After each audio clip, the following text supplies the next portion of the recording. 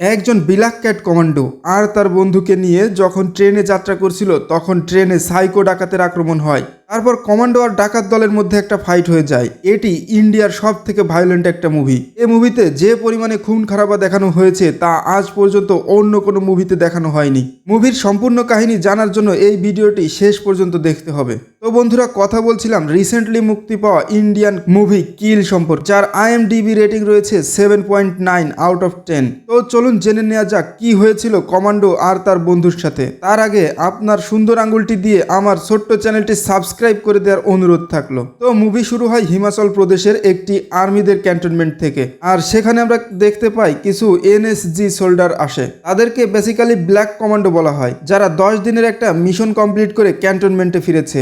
আর আমরা এখানে আমাদের মুভির হিরোকে দেখতে পাই, যে কিনা নিজেও একজন ব্ল্যাক ক্যাট কমান্ডো, যার নাম অমৃত। মুভিতে তার একটা বন্ধু রয়েছে যার নাম বীরেশ। তারা দুজনে আর্মির মধ্যে ক্যাপ্টেন, আর তারা একই রুমে থাকে। তারা মিশনে থাকার কারণে অনেক দিন থেকে তাদের ফোন চেক করেনি, তাই অমৃত তখন তার ফোন চেক করে আর দেখতে পায় যে তার ফোনের মধ্যে তার গার্লফ্রেন্ডের অনেকগুলো মেসেজ রয়েছে। তার মধ্যে একটা ভয়েস মেসেজে তার গার্লফ্রেন্ড তুলিকা তাকে এটা বলেছে যে তার বাবা তার বিয়ে ঠিক করেছে এবং কাল তার এনগেজমেন্ট তার বাবার দেখা ছেলের সাথে, আর সেটা হবে রাঁচি শহরে। সেটা শুনে তার মাথা খারাপ হয়ে যায়, তাই অমৃত তার বন্ধুকে নিয়ে রাঁচি শহরের দিকে রওনা হয়। রাঁচির একটা বড় হোটেলে তুলিকার এনগেজমেন্ট ফিক্স করা হয়েছে।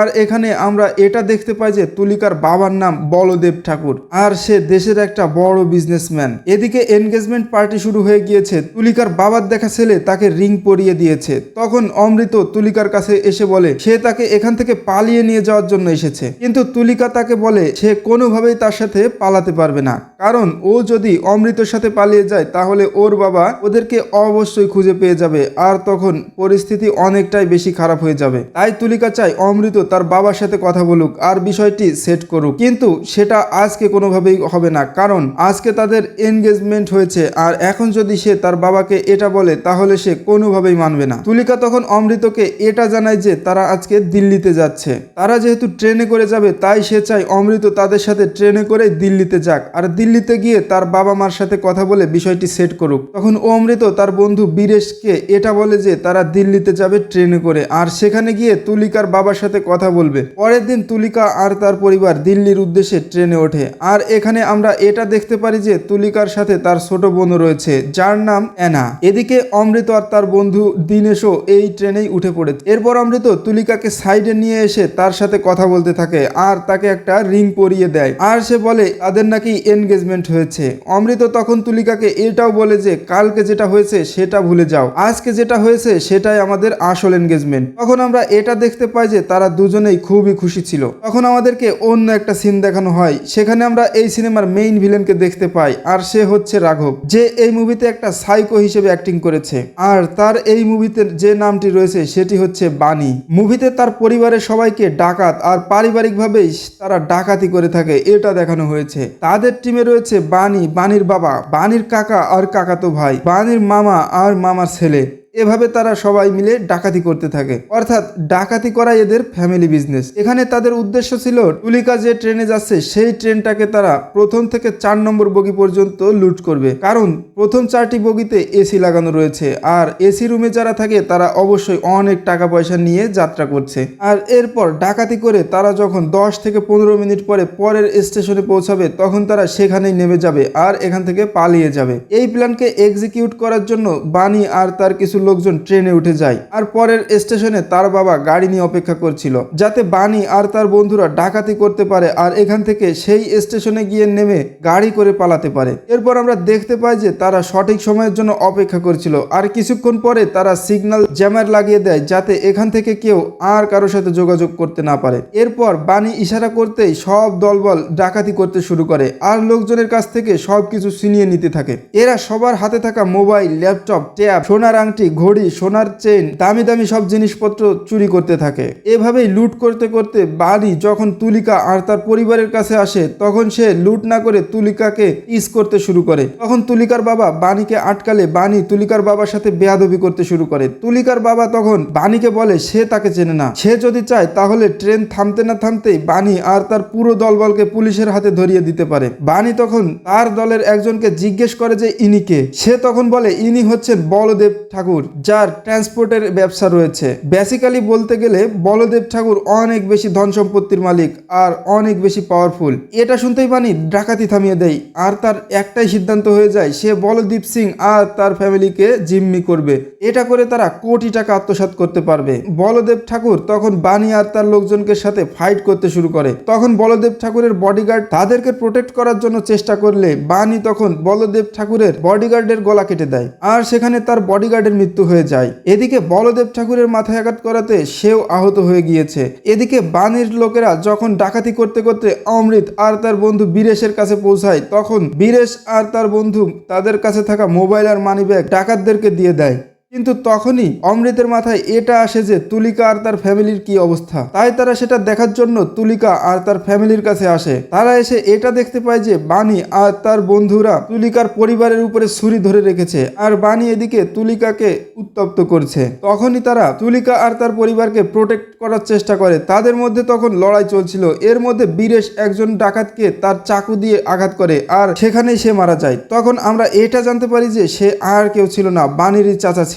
নিজের চাচার মৃত্যু দেখে বাণীর অনেক বেশি রাগ হয়ে যায় আর তখন সে বীরেশ আর তার বন্ধুর উপর আক্রমণ করে। তখন বীরেশ আর অমৃত ডাকাত দলের সাথে যুদ্ধ করতে থাকে আর যেহেতু ডাকাত দলের কাছে অনেক বেশি লোকজন আর অস্ত্র শস্ত্র ছিল, তাই বীরেশ আর অমৃত অনেক বেশি ঘায়েল হয়ে যায়। এখানে বীরেশ আর অমৃত বাণীর অনেকগুলো দলবলকে খুন করে দেয়, যেটা দেখে বাণী আর তার চাচাতো ভাই এখান থেকে পালিয়ে যায়। তখন তুলিকা বীরেশ আর অমৃতকে সবকিছু বলে দেয় যে ডাকাত দল তার বাবা আর তাদের উপরে আক্রমণ করেছিল আর তারা তার বাবাকে চিনে ফেলেছে যে তার বাবার নাম বলদেব ঠাকুর। তারা এটা প্ল্যান করেছে যে তাদেরকে কিডন্যাপ করবে আর অনেক টাকা মুক্তিপণ আদায় করবে। অমৃত তখন তুলিকাকে এটা বলে যে তারা সবাই যেন পরের বগিতে চলে যায়, কারণ এখান থেকে যেহেতু সবগুলো গুন্ডাকে তারা মেরে ফেলেছে আর বাকি দুজন এখান থেকে পালিয়ে গিয়েছে, তার মানে তারা অবশ্যই আরো দলবল নিয়ে এখানে ফিরে আসবে। তখন সে তুলিকা আর তার পরিবারকে আলাদা আলাদা করে থাকতে বলে, কারণ যে দুজন এখান থেকে ফিরে গিয়েছে তারা ছাড়া আর কোনো ডাকাত দল তাদের পরিবারকে চেনে না। এরপর অমৃত তুলিকা আর তার পরিবারকে পেছনের বগিতে পাঠিয়ে দেয় আর আলাদা আলাদা থাকতে বলে, যাতে বাকি ডাকাতেরা তাদেরকে চিনতে না পারে। আর অমৃত আর তার বন্ধু বীরেশ এখানেই অপেক্ষা করতে থাকে যাতে ওই দুইজন ডাকাত দল তার বাকি দলবলকে নিয়ে এখানে আক্রমণ করার জন্য আসে। ওদের আন্দাজ ঠিকই ছিল, কিছুক্ষণ পরেই বাণী আর তার চাচাতো ভাই আরো অনেকগুলো গুন্ডাকে নিয়ে এখানে আসে। এরপর অমৃত আর বীরেশ সবগুলো গুন্ডার সাথে ফাইট করতে থাকে আর তাদেরকে প্রোটেক্ট করার চেষ্টা করে। এরই মধ্যে বাণী পেছন থেকে একটা বাচ্চা ছেলের গায়ে চাকু ধরে আর বলে অমৃত আর বীরেশ যেন তাদের ফাইট থামিয়ে দেয়, তা না হলে তারা এই ছেলেটিকে মেরে ফেলবে।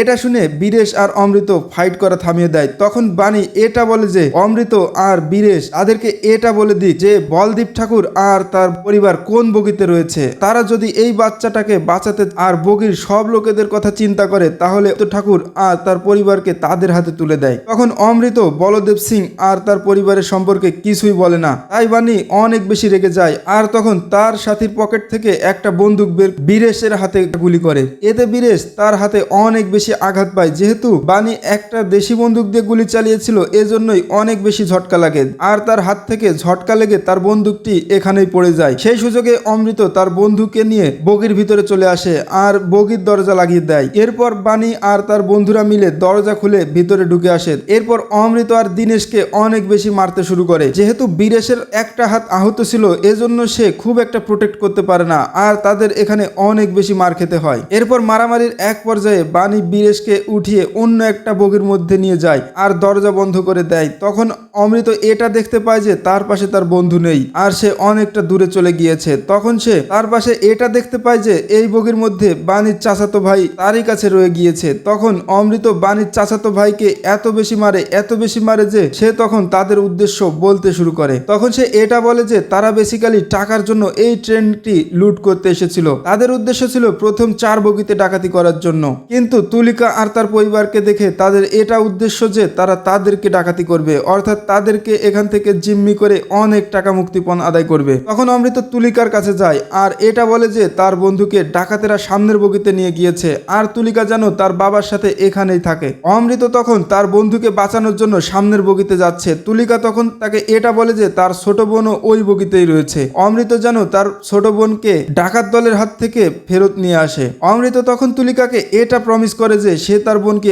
অবশ্যই সুস্থভাবে ফেরত নিয়ে আসবে। তখন অমৃত তুলিকার হাতে একটা চাকু দেয় আর বলে যদি কোনো ডাকাত দল এখানে আসে আর তাদের উপর আক্রমণ করে তাহলে সে যাতে এটা দিয়ে নিজেকে প্রোটেক্ট করে। এরপর সে সামনের বগিতে চলে যায়। এরপর বানি এই বগিতে এসে এটা দেখতে পায় যে এখানে অনেকগুলো ডাকাত মারা গিয়েছে। তখন সে এটা বুঝতে পারে যে অমৃত আসলে কোনো সাধারণ ছেলে নয়, তারা অবশ্যই ট্রেনিং প্রাপ্ত কোনো সৈনিক। তখন সে ভয় পেয়ে তার বাবার কাছে ফোন লাগায়, যে কিনা সেই মুহূর্তে সামনের রেলওয়ে স্টেশনে দাঁড়িয়ে রয়েছে। তখন বানি তার বাবাকে এটা বলে যে এখানে দুইজন সোলজারের সাথে তাদের গন্ডগোল হয়েছে আর তার চাচাকে তারা মেরে ফেলেছে, অর্থাৎ বানির বাবার ভাই। এরপর পরের স্টেশন আসতেই বানির বাবা ট্রেনে উঠে যায় তার দলবল নিয়ে। আর ট্রেনে উঠতেই সে এটা দেখতে পায় যে তার ভাই মরে পড়ে আছে। তখন সে এটা দেখে অনেক বেশি কান্না করতে থাকে আর অনেক বেশি রেগে যায়। তখন সে তার ছেলের কাছে এটা জিজ্ঞাসা করে যে তার এই অবস্থা কে করেছে আর কিভাবেই বা তার ভাই মরেছে। তখন বানি বীরেশকে সামনে এগিয়ে দেয় আর বলে এ মেরেছে তার কাকাকে। যেহেতু বীরেশের হাতে গুলি লেগেছিল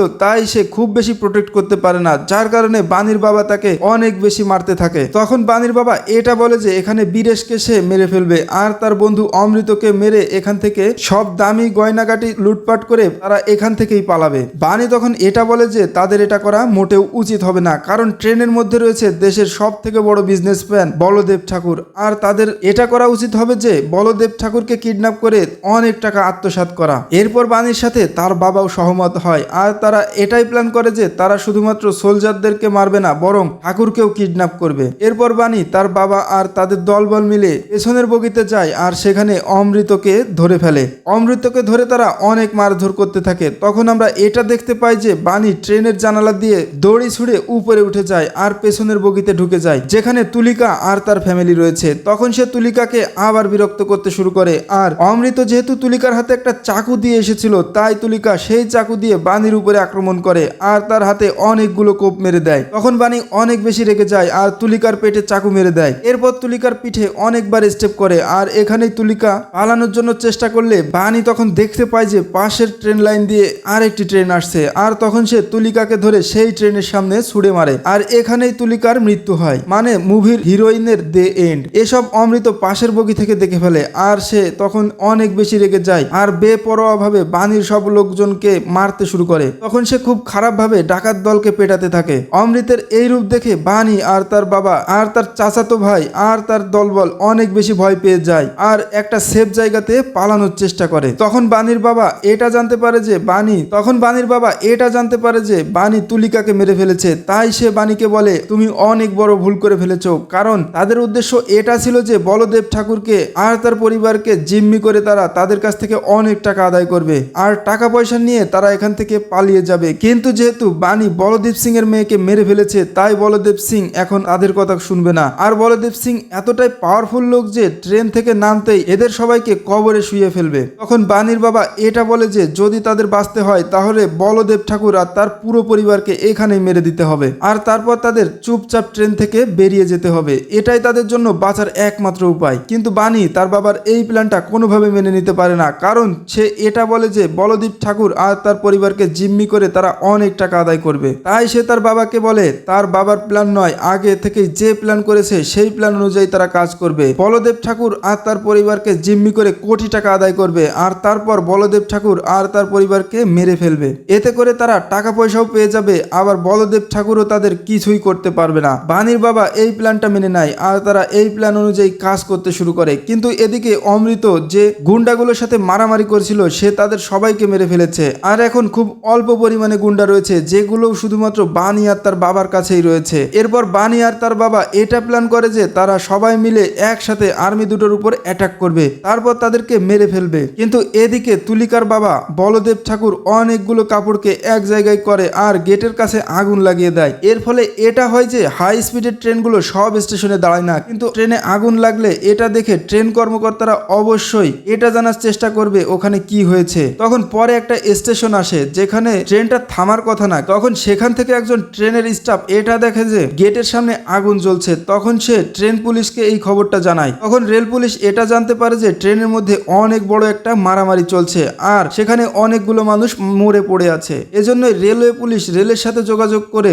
অনেকগুলো মিলিটারিকে ট্রেনের মধ্যে ঢুকিয়ে দেওয়ার সিদ্ধান্ত নেয়। এজন্যই সামনের স্টেশনে অনেকগুলো মিলিটারি ফোর্স রেডি রাখা হয় ট্রেনে ঢুকিয়ে দেওয়ার জন্য। কিন্তু তারা এটা জানতো না যে ট্রেনের মধ্যে মোট কতজন গুন্ডা রয়েছে। এদিকে বানি আর তার বাবা সহ তাদের দলবলেরা সবাই অস্ত্র শস্ত্র তুলে নেয় আর অমৃত আর তার বন্ধু দীনেশকে মারার জন্য সামনের বগিতে যায়, যেখানে গিয়ে দেখতে পায় যে তাদের বাকি সব গুন্ডাগুলো সেখানেই মরে পড়ে আছে আর তাদেরকে অমৃতই মেরে ফেলেছে। তখন তারা এটা বুঝতে পারে যে সরাসরি যুদ্ধ করে অমৃত আর বীরেশকে তারা হারাতে পারবে না। এজন্যই বাণীকে তারা পেছনের বগিতে চলে যেতে বলে আর সেখান থেকে সামনে এগিয়ে এসে বলদেব ঠাকুর আর তার পরিবারকে জিম্মি করার কথা বলে। এরপর বাণীর বাবা আর বাকি দলবল অমৃতের বগিতে আসে আর সেখানে গিয়ে অমৃতের সাথে ফাইট করতে শুরু করে, কিন্তু তারা অমৃতের সাথে কোনোভাবেই পেরে ওঠে না। অন্যদিকে বাণী পেছনের বগি দিয়ে বলদেব ঠাকুর আর তার পরিবারের কাছে পৌঁছে যায়, কিন্তু সেখানে গিয়ে সে এটা দেখতে পায় যে তার পরিবারের মধ্যে বীরেশ বসে রয়েছে, অর্থাৎ অমৃতের বন্ধু। যদিও সে অনেক বেশি ঘায়েল ছিল, কিন্তু বাণীর সাথে ফাইট করে তুলিকার পরিবারকে প্রোটেক্ট করে। ফাইটের এক পর্যায়ে বাণী বীরেশকে চাকু মেরে আর এখানেই বীরেশের মৃত্যু হয়ে যায়। এদিকে বাণীর বাবা তার দলবল নিয়ে অমৃতের সাথে পেরে ওঠে না, তাই তারা বগির সব লোকজনকে জিম্মি করে আর অমৃতকে এটা বলে যে বগির লোকজনকে বাঁচাতে যদি চাও তাহলে সারেন্ডার করো। তখন বগির সব মানুষের কথা চিন্তা করে অমৃত সারেন্ডার করে। বাণীর বাবা তখন অমৃতের হাত বেঁধে অমৃতকে বাণীর কাছে নিয়ে যায়। এরপর অমৃত বলদেব সিং আর তার পরিবারের কাছে এসে এটা দেখতে পায় যে তার বন্ধু বীরেশকে বাণী মেরে ফেলেছে। এটা দেখে তার মাথা অনেক বেশি গরম হয়ে যায় আর সে বাণী আর তার বাবার লোকজনের উপরে আক্রমণ করে আর গুন্ডাগুলোকে খুব খারাপভাবে মারতে শুরু করে। তখন সে এত বেশি রেগে যায় যে বাণীর বাবা সহ বাকি গুন্ডাগুলোকেও সে মেরে এখানেই কাট টু কাট করে দেয়। এরপর শুধুমাত্র বাণী বেঁচে ছিল। এর মধ্যে অমৃত অনেক বেশি আহত হয়ে যায়, যার কারণে বাণী এই সুযোগে তার হাতে থাকা চাকু দিয়ে অমৃতের উপর অনেক বেশি মারতে থাকে আর সে অমৃতের বুকে 2টা চাকু ঢুকিয়ে দেয়। কিন্তু সে একটা ভুল করে ফেলে, সে অমৃতের হিরোইনকে যেভাবে মেরেছে অমৃতকে সেভাবে মারার কথা বলে ফেলে। এটা শুনতেই অমৃতের রাগ আরো বেশি বেড়ে যায় আর সে বাণীর উপরে আক্রমণ করে আর বাণীকে এখানেই মেরে দেয়। তখন আমরা এটা দেখতে পাই যে কিছুক্ষণ আগেই অমৃত তার হিরোইনের বোন মানিকে ওই বগি থেকে বাঁচিয়ে নিয়ে এসেছিল আর সে তখন তাকে তার বাবার হাতে তুলে দেয়। এরপর ট্রেন এলাহাবাদে পৌঁছায় আর তখন মিলিটারি ফোর্স ট্রেনের মধ্যে ঢুকে যায়। ট্রেনের মধ্যে ঢুকতেই তারা সব লোকেদেরকে রেস্কিউ করে। তখন অমৃত ট্রেন থেকে নেমে একটা বেঞ্চের উপর বসে। তখন সে বেঞ্চের উপর বসে এটা ভাবতে থাকে যে আজকের এই ভ্রমণে সে তার বেস্ট ফ্রেন্ড বীরেশ আর গার্লফ্রেন্ড তুলিকাকে হারিয়েছে। তখন সে তাদেরকে মনে করতে থাকে আর এখানেই সিনেমার শেষ হয়ে যায়। একটা ট্রেন ভ্রমণ তার জীবন থেকে অনেক কিছু কেড়ে নিয়েছে আর তার জীবনকে যেন এলোমেলো করে দিয়েছে।